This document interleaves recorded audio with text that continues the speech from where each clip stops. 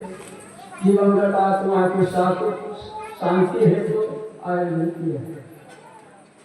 वास्तव में आज तक किसी भी जीव का उद्धार और कल्याण हुआ है तो वह सत्संग से ही हुआ है। इसके अलावा कोई दूसरा उपाय न वेदों में है, न शास्त्रों में है, न पुराणों में है। इसीलिए यह सत्संग का आयोजन है। तो सब कोई जानते हैं यह जीव जो हम लोग के अंदर है, इस जीव के लिए 84 लाख योनियां, और 84 लाख योनियों का मतलब होता है 84 लाख शरीर। ये 84 लाख शरीर हम लोग के जीव के लिए बना हुआ है, हम जीव के लिए। और ये जोनी और है, वह जोनी है वो जिसको हम लोग भूत प्रेत करते हैं। भूत प्रेत की भी जोनी है। और इधर 84 लाख जोनी, भूत प्रेत जोनी एक अलग है, 84 में नहीं आता। ये भूत प्रेत की जोनी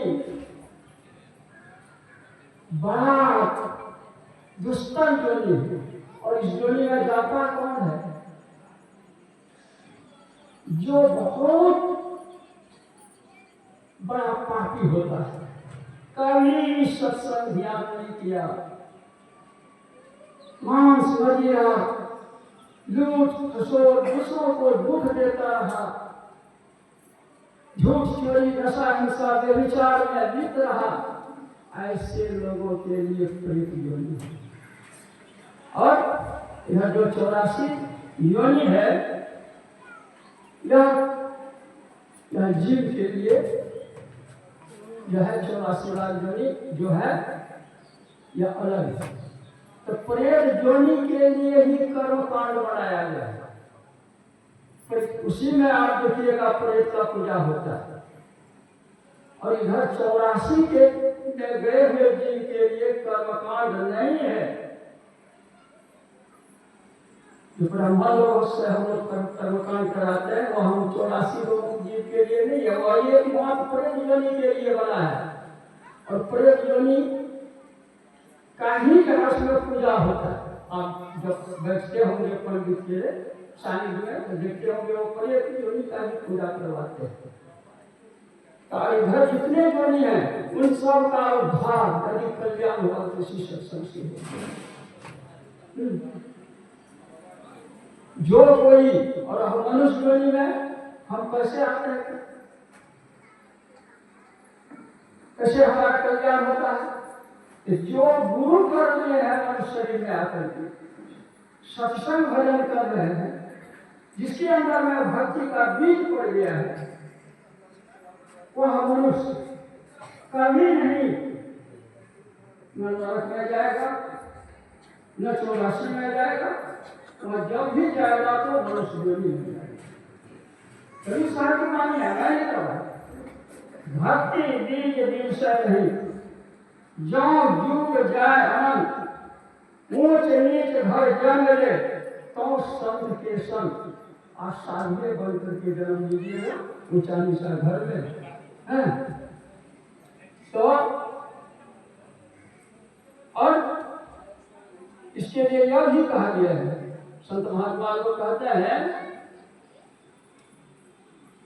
सोना कभी जंग ना लगे, लोहा घूर नहीं खाए, अब गुरु का चेताया हुआ आत्मा कभी नरक नहीं जाए। और समझ लीजिए जो गुरुमुख हो गए हैं, सत्संग भजन कर रहे हैं, वह कभी नरक नहीं जा सकते हैं।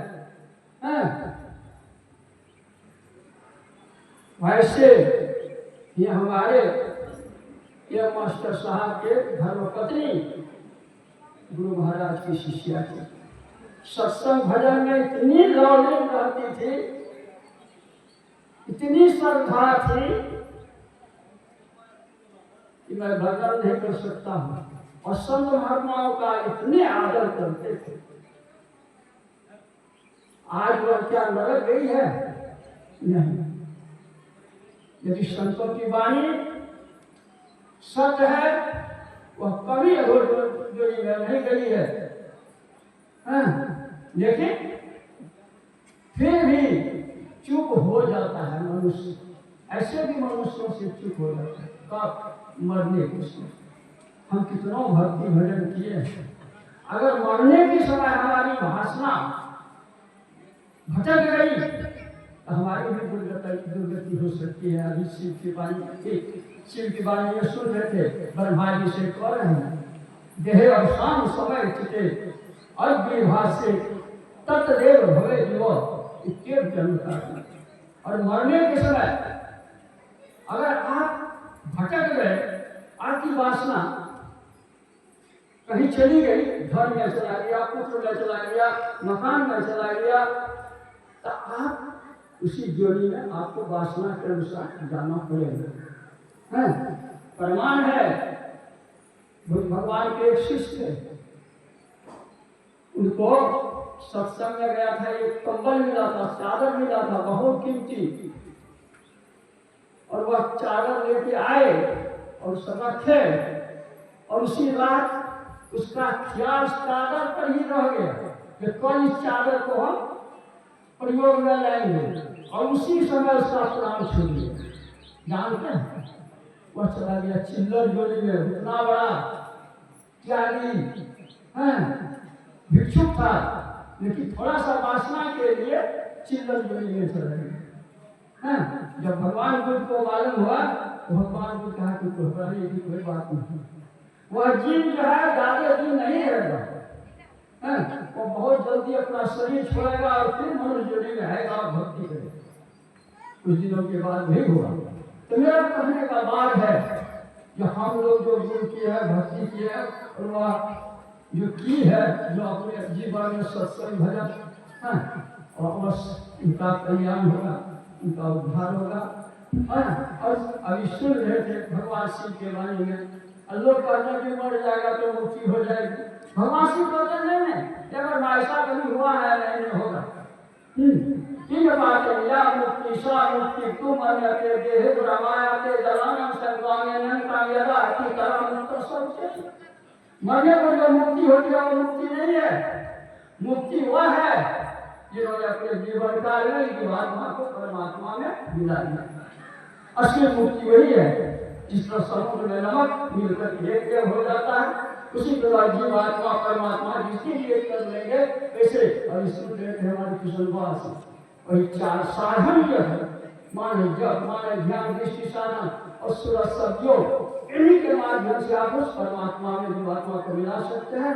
इन्हीं के माध्यम से हमारा कल्याण हो सकता है। और इनसे बोलिए श्री सद्गुरु महाराज की जय।